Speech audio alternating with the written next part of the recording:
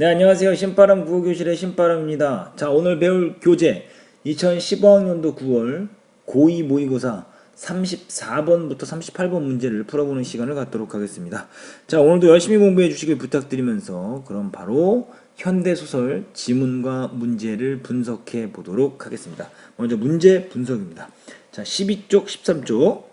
자, 34번 윗글에 대한 설명으로 가장 적절한 것은 이라고 말했는데요.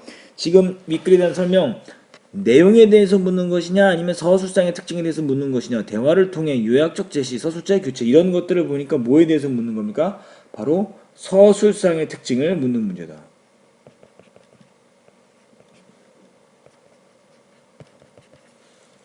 자, 서술상의 특징을 유의하면서 읽어야 될 것 같고요. 35번 기억 리을에 대한 내용으로 적절하지 않은 것은 세부 내용이니까 이것은 읽으면서 파악해야 될 것 같고요.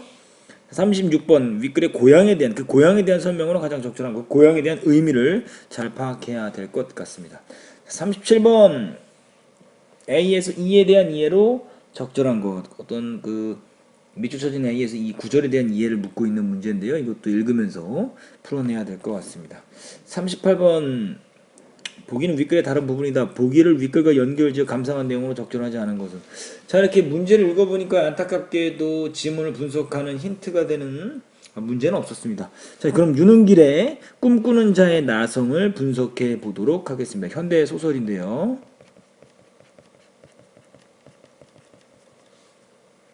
선생님이 항상 말씀드렸던 것은 어떠한 인물이 어떤 배경 속에서 어떠한 사건을 일으키는가, 인사배를 중요하게 생각해서 한번 풀어볼 필요가 있다라고 말씀드렸습니다. 자, 그럼 이제 보죠. 차제에 이참에 저도 사직원을 던져버릴까 합니다. 사직원, 사표를 던져버리려고 해요. 왜 사표를 왜 던지려고 하냐? 두 잔째 커피를 다 비우고 나서 나는 우물쭈물 서두를 꺼냈다. 인마 그따위 징징 지어짜는 소리를 하려고 바쁜 사람 오라가라 했어? 강 선배는 어이없다는 표정이었다. 지금 강 선배가 나오고요. 저라고 하는 건 나도 나옵니다. 나가 이제 강 선배에게 저 이번에 사표를 내려고요. 그때 강 선배가 야 무슨 소리야? 어이없는 소리 하려고 나를 부른 거야라고 이야기합니다. 아닙니다. 우는 소리가 아니라 이건 진심입니다. 갑자기 서울 생활이 싫어졌습니다. 그러니까 내가 사직원을 쓰려는 이유는 바로 뭐냐? 서울 생활이 싫어서. 사표라고 하면 안 되겠네요. 여기 있는 말을 그대로 쓰죠. 사직원을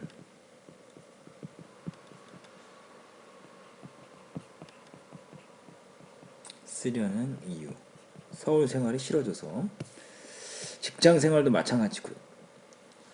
자, 회사를 그만두면 뭐 할래? 어머니한테 가서 모처럼 효자 노릇 좀 하죠. 직장이랍시고 숨통 꽉 막히는 분위기에서 구차스럽게 연명하기보다는 차라리 농사 짓는 쪽이 마음이 편할 것 같습니다. 강 선배가 VC에 너털 웃음을 터뜨렸다.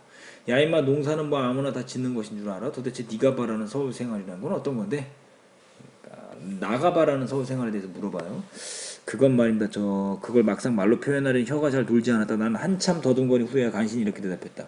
이를테면 기억 말이죠. 대처에 사람이 붐비는 많은 곳, 사람이 많이 사는 곳, 시내 뭐 번화가에 사는 사람답게 도량이 넓어서 남의 약점도 감싸줄 줄 알고, 안목이 높아서 진실하고 허위를 정확히 가릴 줄도 알고, 그리고 또 상대방의 인격이나 사생활을 존중할 줄도 알고, 정직하고 노력하는 사람한테는 반드시 응분의 보상이 뒤따르고. 니은, 기억 니은으로 묶은 부분, 나가 바라는 서울 생활이죠.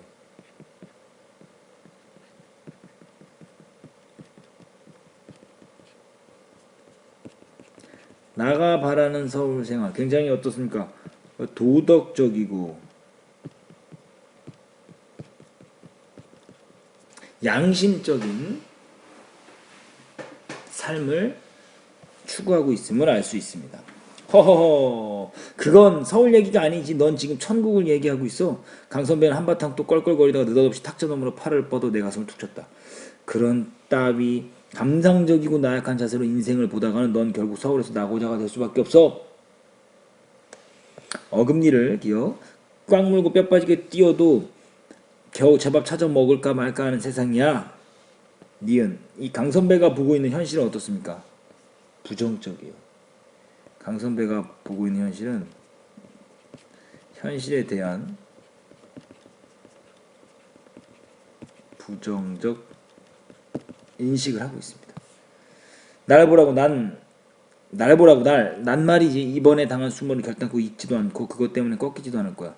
절치부심에다가 와신 상담을 짬뽕해 가지고 언젠가는 내가 되로 받은 것을 상대방한테 말로 갚아버릴 작정이지라고 하면서 제가 어금니 꽉 깨물고 그 복수의 칼날을 갈고 있는 강 선배의 모습을 알 수가 있습니다. 자, 중간 부분 줄거리 잘 읽어봐야 그 내용에 대해서 잘 파악할 수 있으니까요. 이 중간 부분의 줄거리, 이렇게 생략되는 부분들에 나오는 줄거리를 잘 읽어보시길 바랍니다. 나는 매일 들르던 다방에서 볼 때마다 꾀지지 않은 행색으로 로스앤젤레스행 비행기표에 대해 문의하는 이 씨에게 호감을 느낀다. 나는 그와 대화할 기회가 생기지만 열대어 얘기만 듣다가 헤어진다. 한편 의도하지는 않았지만 손 과장을 회사에서 쫓아낸 나는 회사 생활이 불편하기만 한 가운데 이 씨의 전화를 받게 된다. 난 오늘 여길 떠나기로 했습니다. 이 씨가 하는 소리죠? 떠나다니. 아니 그럼 기어이 로스앤젤레스로? 아닙니다. 멋쩍은 웃음소리가 들렸다. 그쪽은 포기한 지가 벌써 며칠 전입니다. 그렇다면 어디로 가실 계획입니까? 고향으로 내려갈까 합니다. 이 선생님 고향이 어디신가요? 서울입니다. 서울요? 네, 서울이 내 고향이죠. 이번에 고향에 내려가면 아마 달휘 씨를 만나기가 어려울 것 같습니다. 아무쪼록 건강하시고 행복하시길 바랍니다.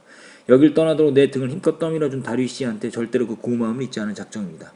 더 붙잡고 마잘 겨를도 없이 찰칵하고 전화가 끊겼다. 이 씨의 말뜻을 헤아려 보느라고 나는 수화기를 제자리에 놓을 생각도 미처 못하고 있었다. 왜요? 서울인데 고향으로 간다라고 이야기했어요. 근데 그 고향이 어딥니까 물었더니 서울이라고 합니다. 아니 무슨 서울에서 서울로 갑니까? 그 이상한 거예요. 나오잖아요. 그래서 고향인 서울로 가기 위해 그는 시방 그 서울을 떠나려 하고 있다. 고향인 서울은 플러스지만 그 서울은 마이너스죠. 온갖 불의와 부도덕적이며 비양심적인 서울, 그 서울을 떠나서 고향인 서울, 도덕적이고 양심적인, 아까 위에서 이야기했던 나가바라는 이 서울, 나가바라는 이 서울 생활, 그 고향을 위해 찾아 떠나는 겁니다. 그 모순을 어떻게 풀어야 할지 몰라서 난 한동안 난감한 기분이었다. 고향이라. 그러자 이 씨가 말하던 그 고향의 의미가 갑자기 확연한 모습으로 눈앞에 육박해오는 것이었다. 그것은 복숭아꽃, 살구꽃, 아기 진달래가 피는 그런 고향이 아니었다. 매우 상징적인 의미를 띤 다른 어떤 고향을 가리키고 있었음에 틀림없다. 고향. 다음 페이지로 넘어가 보시죠. 나 역시 그 고향에 돌아가야 할 시기가 되었음을 나는 퍼뜩 깨달았다. 그 고향으로 가기 위해서는 다른 무엇보다도 고향길의 초입에 해당하는 손 과장의 관문부터 우선 뚫을 필요가 있었다. 그래서 나는 손 과장의 부인이 들어있는 대학병원 입원실 번호를 물어보려고 당장 눈에 안 띄는 곽 선배의 모습을 사무실 안에서 두리번 찾기 시작했다. 왜 손 과장? 내가 손 과장의 관문부터 뚫어야 된다. 왜? 도덕적인 삶을 시작하기 위해서. 이것은 관문이라고 그랬잖아요. 도덕적 삶의 시작의 비유적 표현이에요.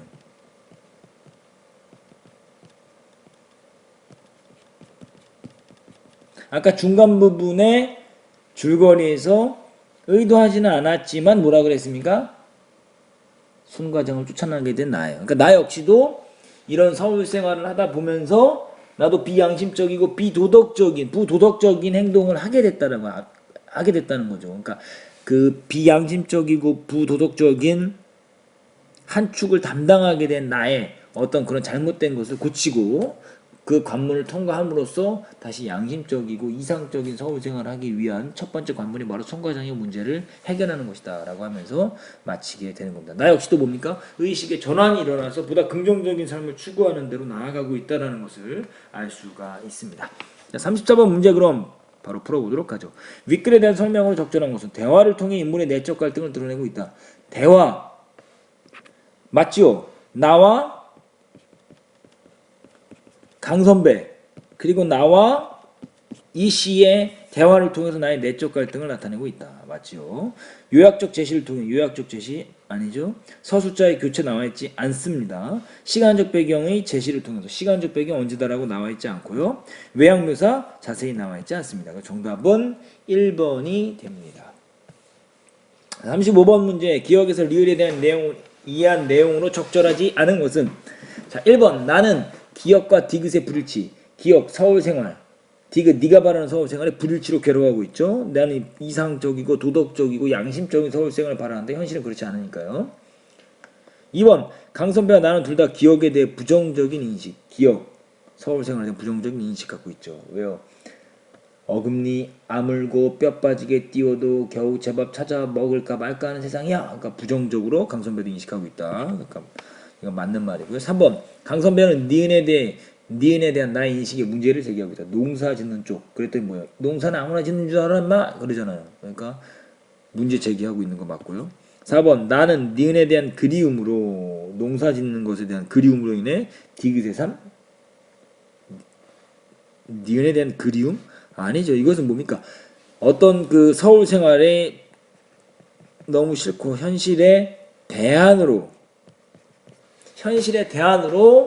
제시하는 것이 바로 농사 짓는 쪽이었죠. 그것이 그립다라고 이야기하면 틀리는 겁니다. 그 정답은 4번이 틀렸습니다.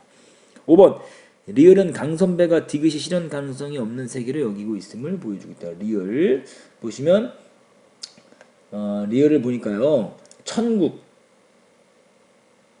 디귿 바라는 내가 바라는 네가 바라는 그러니까 네가 바라는 서울생활 나가 바라는 서울생활이 천국이다라고 이야기하는 걸 통해서 내가 바라는 서울생활은 이루어지기 어렵구나라는 거 맞습니다. 정답은 4번이 틀렸다라는 걸 알 수가 있습니다. 36번 윗글의 그 고향에 대한 설명으로 적절한 것은 인물을 둘러싼 객관적 현실이 변화된 공간 틀렸죠.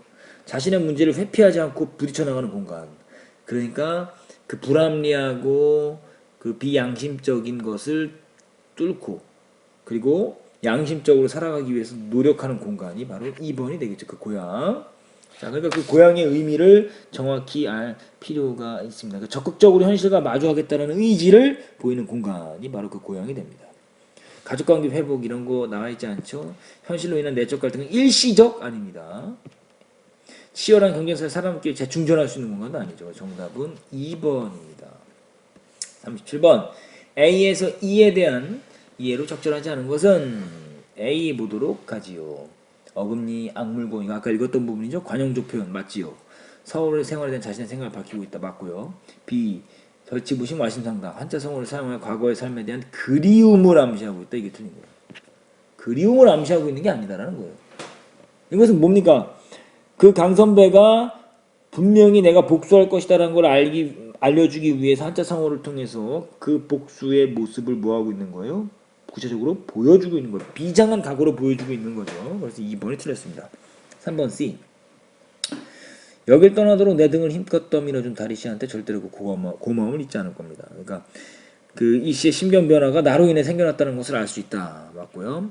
D 고향인 서울로 가기 위해 그는 시방 그 서울을 떠나려고 했다. 역설적 표현. 겉으로 봤을 땐 모순이지만 그 안에 진리. 즉 그 고향이라는 건 뭡니까?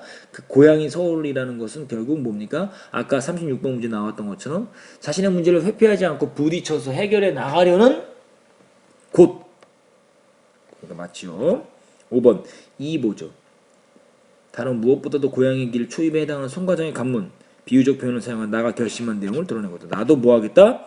그런 긍정적인 삶을 살기 위해 치열하게 노력하겠다라는 다짐을 알 수 있는 구절이다라고 말씀드릴 수가 있습니다. 그래서 정답은 2번이 틀렸다는 걸 알 수 있습니다. 38번 보기는 윗글의 다른 부분이다. 보기를 윗글과 연결지어 감상한 내용으로 적절하지 않은 것은 언어 다방 수족관 옆자리에서 나는 이 씨와 만나고 이 씨가 열대어에 관해 말하는 상황이다. 에인절 PC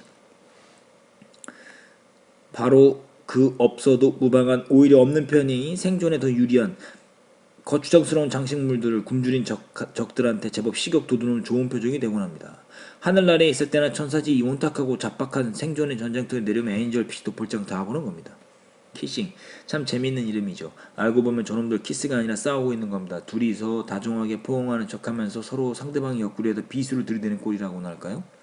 수마트라는 동족끼리 맞붙는 싸움에서는 촌치의 양보도 없습니다. 어느 한쪽이 지쳐서 나가 떨어질 때까지 공격은 집요하게 계속됩니다. 1번 에인절 PC 현실에 적응하지 못하는 존재를 비유한 것으로 방황하던 나와 이 씨의 모습을 볼 수 있다. 그렇죠. 적응하지 못해요. 오히려 없어야 되는 장식물을 갖고 있어서 적들에게 표적이 된다라는 거 맞죠? 장식물 생존을 통해 생존을 위해 경쟁이나 승패가 중시되는 현실에서 오히려 방해가 되는 삶의 방식을 비유한 것으로 나가 추구하는 사람다운 삶, 정직한 삶 해당된다고 볼 수 있어요. 맞지요? 3번 키싱 겉보기와 달리 언제든 상대를 공격하고자 하는 모습을 비유한 것으로 맞지요.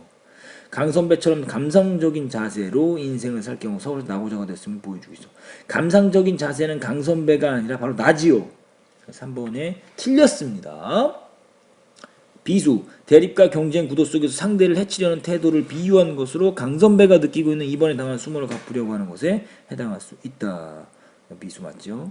수마트라, 치열한 경쟁을 하는 현대인을 비유한 것으로 대로받은 것을 말로 갚아줄 것이라고 곱씹는 강선배의 모습에서 그런 태도를 엿볼 수 있다. 다 맞습니다. 정답은 3번입니다.